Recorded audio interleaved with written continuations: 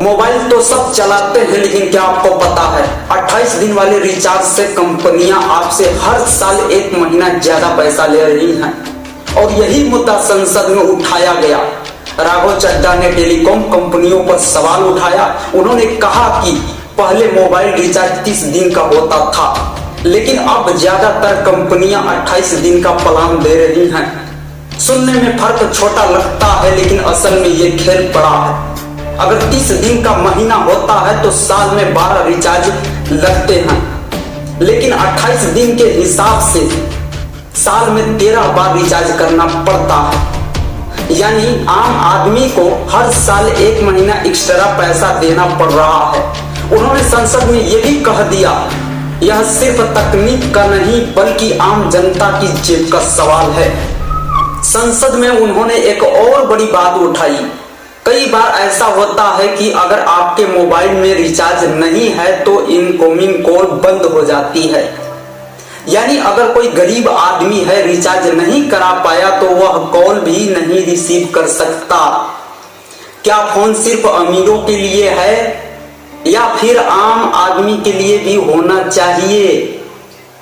उन्होंने कहा कि कम से कम इनकमिंग कॉल हमेशा चालू रहनी चाहिए ताकि लोग एक दूसरे से जुड़े रहे। इसके बाद उन्होंने फर्जी सिम कार्ड का भी मुद्दा उठाया। आजकल कई साइबर अपराध इन्हीं फर्जी सिम कार्ड से हो रहे हैं।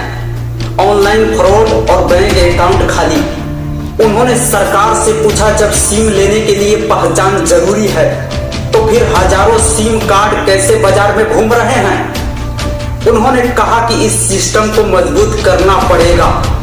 उन्होंने आर्टिफिशियल इंटेलिजेंस AI पर भी बात की। उन्होंने कहा कि दुनिया तेजी से AI की तरफ बढ़ रही है। AI आने से काम आसान हो सकते हैं, लेकिन कई नौकरियां खत्म भी हो सकती हैं। क्या भारत के युवाओं को AI के इस दौर के लिए तैयार किया जा रहा है? अगर आज से तैयारी नहीं हुई तो आने वाले समय में भारत के युवा पीछे रह सकते हैं। उन्होंने कहा कि भारत की सबसे बड़ी ताकत उसकी युवा आबादी है, लेकिन अगर युवाओं को तकनीक और स्किल्स नहीं मिले तो यह ताकत कमजोर भी हो सकती है। इसीलिए जरूरी है कि भारत तकनीक और शिक्षा और रोजगार पर ध्यान दे। संसद में उठाए गए सवाल सिर्फ बहस के लिए नहीं होते। कई बार वही सवाल आम आदमी के जेब और देश के भविष्य दोनों से जुड़े होते हैं और दोनों में काम आते हैं। ये नेता हमारे देश का भविष्य है। ये कभी दुख में फंस जाए तो लोगों को चाहिए कि सड़कों पे उतर के उनका साथ देना चाहिए। अगर इस बात से सहमत है और ये बातें पसंद आया हो तो फैला दीजिए इस वीडियो को पूरे देश में, ताकि हर एक नागरिक तक पहुंच जाए और ऐसे नेता को चुने।